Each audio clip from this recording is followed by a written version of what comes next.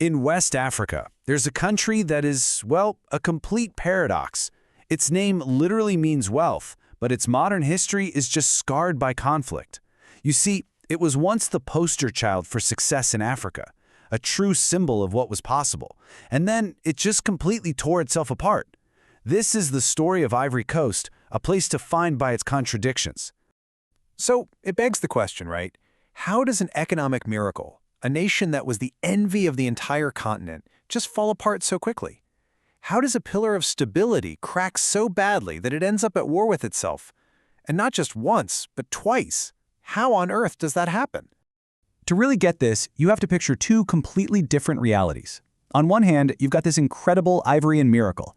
We're talking 2 decades of just wild economic growth, a stable and rich country, a true regional leader. But on the other hand, you have the brutal truth of 2 civil wars that literally split the nation in half and just shatter that perfect image for good. So where did all this prosperity come from in the first place? Well, the first clue is right there in the name. A name, by the way, that was given to it by outsiders, and it tells you everything you need to know about the incredible wealth that first put this place on the map. Yeah, hundreds of years ago, European traders called this place Côte d'Ivoire, and that means, literally, the Ivory Coast.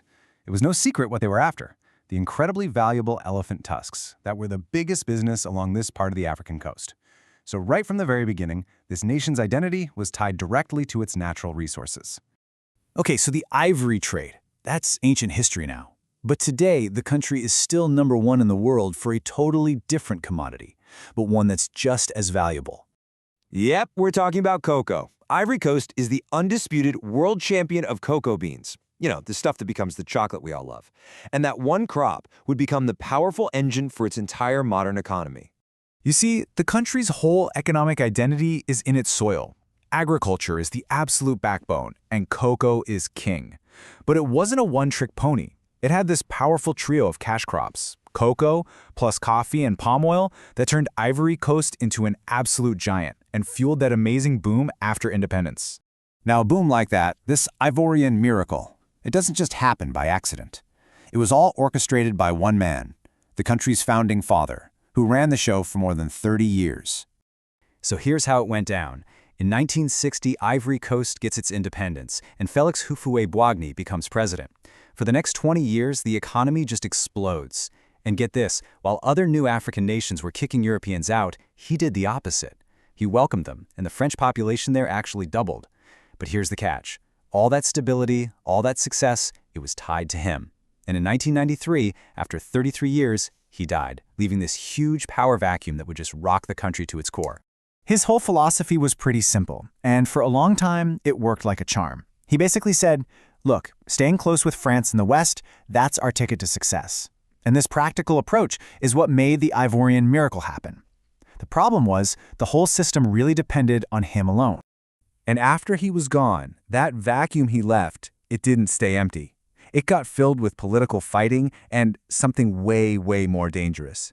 A new, toxic idea started to spread like a poison through the country, and it set the stage for war. They called it ivoriety. It sounds harmless enough, right? Ivorianness. But in reality, it was a political weapon. It was all about drawing a line in the sand to decide who was a true Ivorian and who wasn't.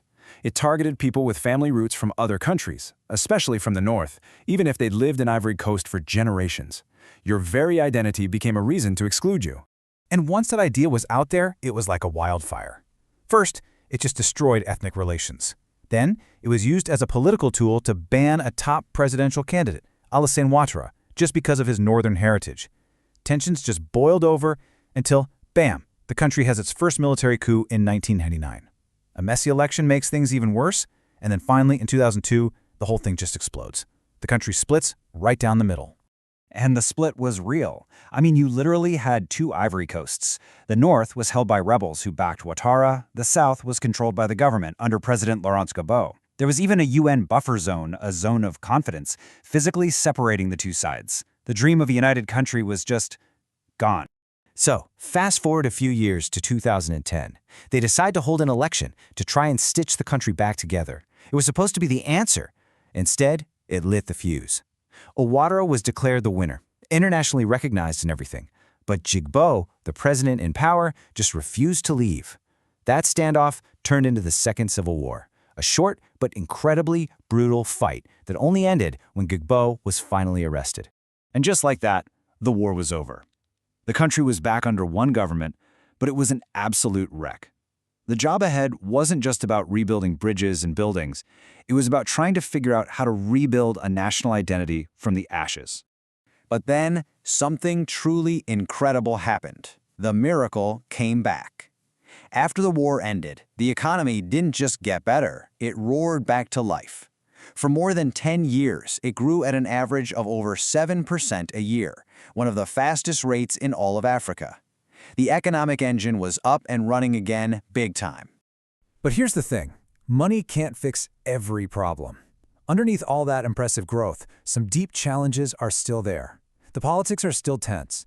Getting the country to truly heal is going to take a long, long time. And with almost half the people still living in poverty, it's pretty clear that all that amazing new wealth isn't getting to everyone.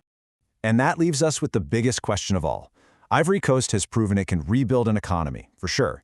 It can put up new buildings and new roads, but the real test, the deeper challenge, is different. Can a country that was so broken actually rebuild its soul? That's the contradiction and maybe the hope at the very heart of Ivory Coast today.